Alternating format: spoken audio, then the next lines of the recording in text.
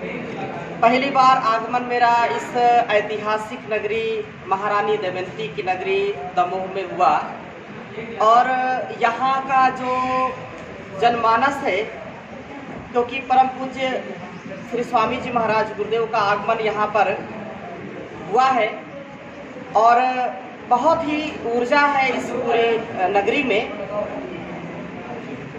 योग का अपने जीवन में हम आधान करें।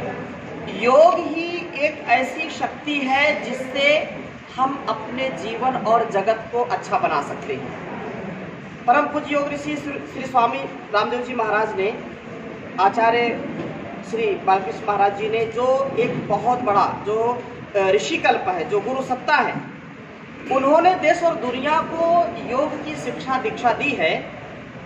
आज पूरी दुनिया योग को, आयुर्वेद को अपनी ऋषि परंपरा को मानती है। भारत ही नहीं, विश्व का कोई बड़ा सा बड़ा वैज्ञानिक या बड़ा सा बड़ा कोई चिकित्सक, डॉक्टर, वो भी इस योग की विद्या को, योग के प्रभाव को माना है। जहाँ पर हमारे ऋषि मुनि जो गुफाओं में, कंदराओं में योग करते थे और उस योग विद्या से वो अपने जीवन को 100 साल से भी ज्यादा, कई 100 वर्ष वो जीते थे। तो स्वामी जी पर बैठे रितस्पति जी महाराज, तो ऋषियों का यह देश है। भारतवर्ष ऋषियों का देश है और इस ऋषि परंपरा को हम आज के आधुनिक काल में, प्राचीन जो ज्ञान विज्ञान था, आधुनिक जो विज्ञान है, उसके साथ समावेशित करके देश काल परिस्थितियों में हमको उसका परिष्कार करते हुए उसको अपने जीवन में उतारना चाहिए। वही काम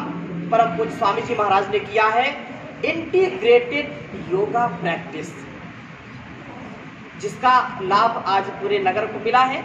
एक दिन का क्योंकि कार्यक्रम था, फिर यहाँ कार्यकर्ताओं की जो है मीटिंग थी और यहाँ हमारे सभी राज्य प्रभारी आदरणीय डॉक्टर पुष्पांजलि जी, करण जी, मुन्नीलाल जी, अनिल जी और लखन जी, पूरी टीम राज्य की बैठी है। हमारे माननीय यशस्वी सीएम साहब ने भी इस प्रांत को और यशस्वी बनाने के लिए योग आयोग का भी गठन किया। तो योग आयोग के हमारे चेयरमैन आदरणीय वेद प्रकाश शर्मा जी भी बैठे हुए हैं। एक योग की क्रांति अलग अलग क्षेत्रों से अब युवाओं को भी, युवतियों को भी योग के क्षेत्र में कैरियर बनाने का स्वर्णिम अवसर मिला हुआ है। योग को जन जन तक पहुंचाने का कार्य हमारी पतंजलि योग समिति, भारत स्वाभिमान, पतंजलि महिला योग समिति, युवा भारत, किसान सेवा समिति, सोशल मीडिया, जो हजारों लाखों की संख्या में पूरे भारतवर्ष में निःशुल्क सेवा देते हैं, जगह जगह जाकर के योग की शिक्षा देते हैं, योग शिविर लगाते हैं और योग से क्या क्या होता है वो करके भी बताते हैं और हजारों लोगों को वो सिखाते हैं। आज हर घर में हम देखें, हर घर में कोई ना कोई व्यक्ति ऐसी बीमारी से ग्रसित है जिसका मॉडर्न मेडिकल साइंस में, एलोपैथ में कोई उपचार ही नहीं है और वो कहते हैं कि आपको पूरे जीवन दवा खानी पड़ेगी। छोटे छोटे बच्चों को भी फिजिकल एंड मेंटल दोनों प्रकार की बीमारियां, hepatitis, bronchitis, liver cirrhosis, fatty liver, colitis, chronic colitis, ulcerative colitis, ulcer, type 1 diabetes, छोटे बच्चों को उसका क्या दोष है, उसको भी ऐसी गंभीर, बड़ा तो रोग से ग्रसित है, छोटा भी जिसका अभी कोई दोष ही नहीं, उसको भी ऐसी समस्या है। तो परम पूज्य स्वामी जी महाराज ने इंटीग्रेटेड योग के माध्यम से हजारों नहीं लाखों लोगों को दवा मुक्त किया है। ये बिल्कुल श्योर है कि आपकी बीमारी क्योर हो सकती है। एलोपैथ का प्रयोग मना नहीं है, क्योंकि जो मतलब जीवन है तो सब कुछ है, जान है तो जहान, नहीं तो शमशान है। तो मजबूरी का नाम हम क्या कहते हैं लोग पता नहीं, लेकिन ये जो है ये आवश्यक है कि हम योग करें और अपने आप को रोग मुक्त करें। इससे जो जीवन की जीने की कला है, युवाओं को, युवतियों को चरित्रवान बनाना, उनको बुद्धिमान बनाना। हमारा भारतवर्ष पूरी दुनिया में सबसे न्यारा देश है और युवा देश उसको कहते हैं। लेकिन जब युवा ही गलत रास्ते पर चल जाए और वो अपने जीवन को एक प्रकार से शमशान बना ले, तो क्या होगा देश का? युवाओं में नशे की लत, युवाओं में स्ट्रेस, एंजाइटी और बहुत जो समस्याएं हैं, जो विद्यार्थी जिनको पढ़ लिख करके देश का भविष्य बनना है वो आत्महत्या कर रहे हैं, वो अलग अलग प्रकार से कुंठाओं में जा रहे हैं, उनको हार्ट अटैक हो रहे हैं। ये क्यों? कारण ये है कि हमारा आहार शुद्ध नहीं है, हमारा विचार शुद्ध नहीं है, हमारी दिनचर्या शुद्ध नहीं है।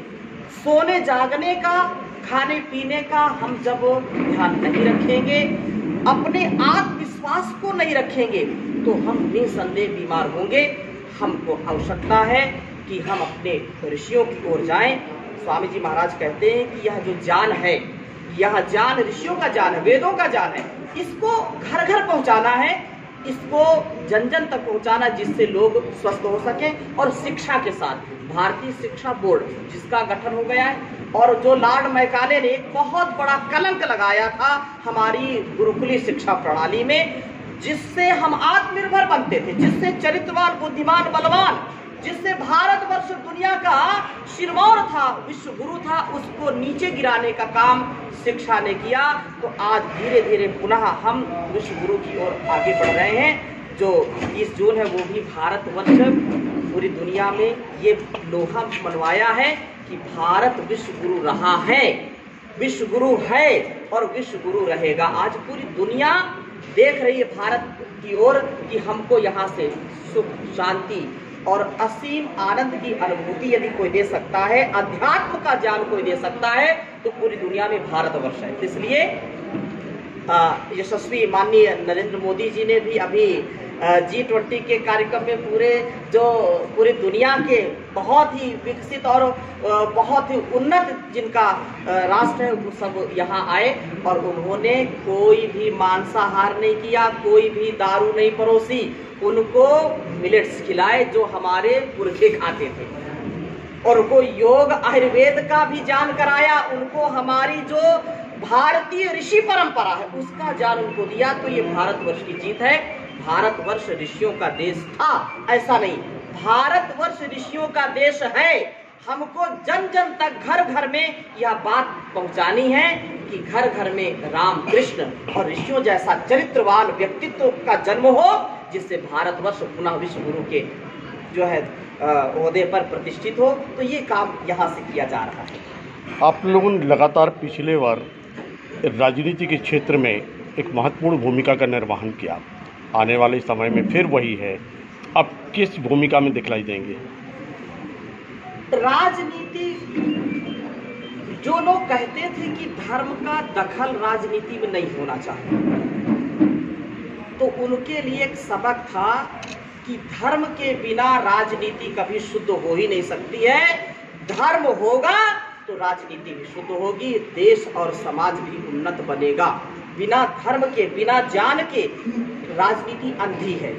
इसलिए ऋषियों का ये काम था। आप प्राचीन काल में भी जाएंगे तो हर राजा के दरबार में ऋषि होते थे, राज ऋषि होते थे, वो तपस्वी होते थे, वो दिशा देते थे कि कैसी राजनीति करनी है। राजनीति में ज्ञान, धर्म, ऋषियों का जब तक समावेश नहीं होगा, समावेश का तात्पर्य है कि उनका हस्तक्षेप नहीं होगा, तब तक राजनीति शुद्ध नहीं हो सकती, राष्ट्र का निर्माण नहीं होगा, व्यक्ति का निर्माण नहीं होगा। इसलिए थोड़ा सबक सिखाया बस। एक प्रश्न और उठता है, सत्ता में रही है तो क्या मानते हैं आप? देखो, सत्ता आती है, जाती है, लेकिन योगी तो हमेशा रहता है। सत्ता में आने वाले लोग भूतपूर्व हो जाते हैं, लेकिन योग करने कराने वाले भूतपूर्व कभी नहीं होते। इसलिए मैं इसमें ज्यादा टिप्पणी करना नहीं चाहता, क्योंकि जैसे रात दिन चलता है वैसे लोग आते जाते रहते हैं। इसलिए जो जैसा करेगा वैसा उसको फल मिलेगा। अभी लगातार सनातन पर आक्रमण करने की एक परंपरा चल रही है, और सनातन को बचाने के लिए और उसको बताने के लिए भी एक मुहिम चल रही है, क्या कहेंगे? वेदो अखिलो धर्म मूलक है। ये जो जीवन है वास्तव में ये एक वेद अंदर से, एक वेद बाहर का। भारतवर्ष वो देश है जो कहता है सर्वे भवन्तु सुखिनः सर्वे सन्तु निरामयाः सर्वे भद्राणि पश्यन्तु मां कश्चित् दुख भाग भवेत्। कोई है संसार में ऐसा देश? उसको लोग गाली भी दे रहे हैं तो भी कहता तुम सुखी रहो। ये भारत की परंपरा है, कोई कट्टरवाद नहीं इसमें। ये कोई यहाँ पर जो संकीर्ण विचारधारा के लोग हैं उनमें जो बिल्कुल अपने जीवन को बिल्कुल निरर्थक बनाना चाहते हैं वो ऐसी बातें करते हैं। लेकिन आज चाहे मुस्लिम हो, चाहे सिख हो, चाहे ईसाई हो, पूरे पश्चिमी देशों को हम देखें किसका टंका बज रहा है, इस्लामिक देशों को देखें किसका टंका बज रहा है। आज इस्लामिक देशों में भी बड़े बड़े मंदिर और मठ गुरुद्वारों का निर्माण क्यों हो रहा? क्योंकि शांति वही है। आज अनेक अमेरिका हो, जर्मनी हो, फ्रांस हो, जापान हो, हर जगह लोग जो है रुद्राक्षी माला, तुलसी की माला, तिलक और भारतीय संस्कृति को अपना रहे। वहां भी संस्कार यज्ञ से शुरू होते हैं, क्योंकि यज्ञ जो यज्ञ है ये यज्ञ, दिस इज नैनो टेक्नोलॉजी। ये कोई आडंबर नहीं, कोई ढोंग नहीं, ये पूर्ण सात्विक और वैज्ञानिक है। इसलिए सनातन का मतलब यही है जो सदा रहता है, सदा रहा है और रहेगा। दुनिया कुछ भी कर ले, ये अल्पज्ञ लोग कहते हैं सनातन खतरे में। सनातन कभी खतरे में नहीं आ सकता है। अगर सनातन खतरे में आएगा तो उसी दिन दुनिया निस्तो नाबूद हो जाएगी, ये कहीं रह नहीं सकती। महंगाई को लेकर कुछ बोलेंगे? क्या पूछोगे? महंगाई तो अपनी गति से बढ़ रही, पब्लिक बढ़ेगी तो महंगाई बढ़ेगी। जो वस्तु पहले 10 की मिलती थी अब 100 की मिलती है, लेकिन जो पहले वेतन 25 रुपए था अब वो कितने हजार बढ़ गया है। तो ये तो औसतन ये कार्य चलता रहेगा। लेकिन इसमें एक बात मैं कहूंगा कि हमारा देश दुनिया को रोजगार देने वाला है। ये तो केवल आलस्य प्रमाद हमारा है, हम कुछ करना नहीं चाहते हैं, इसलिए थोड़ी सी निराशा कभी आती है। हम ऐसे समर्थ और ऐसे आत्मनिर्भर बन सकते हैं जो नौकरी की तलाश में दूसरों को नौकरी दे सकते हैं। ऐसा ही भारतवर्ष है, यहाँ की इतनी शक्ति है। स्वामी जी महाराज, वेदों और जो अपने ग्रंथ हैं उनकी कुछ ऋचाओं पर आजकल कुछ जातिगत कुछ लिखा हुआ पढ़कर टिप्पणी की जा रही है, उस पर क्या? बहुत सुंदर बात आपने, सुधार की भी बहुत सुंदर आपने बात मांग की जा रही है, कुछ बदलाव की मांग की जा रही है, कुछ आपका बिल्कुल कुछ ग्रंथों में बहुत सारी, देखो क्या है, भारतवर्ष का दुर्भाग्य क्या है। महर्षि दयानंद कहते हैं कि भारतवर्ष का दुर्भाग्य इसलिए बढ़ गया क्योंकि जो भी संस्कृत में लिखा है उसको हमने मान लिया कि ये ब्रह्मा जी की जो है खींची हुई लकीर है, ये पत्थर की लकीर है। जबकि कुछ संकीर्ण विचारधारा के लोगों ने संस्कृत में ऐसी चीजों को लिख दिया और कह दिया कि ये तुम्हारे सनातन की चीज है, जो नहीं होनी चाहिए। वेद, उपनिषद, दर्शन जो विशुद्ध ऋषियों का ज्ञान है उसमें कोई मिलावट नहीं है। जो लोगों ने बाद में मिलावट की है तो उसको संशोधित करना चाहिए। क्यों?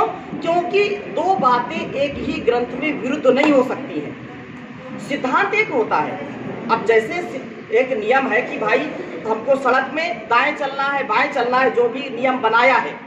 अब उल्टे नियम तो नहीं हो सकते कि दाएं भी चलिए, एक बार दाएं चलिए, एक बार बाएं चलिए, ऐसा कहीं है क्या?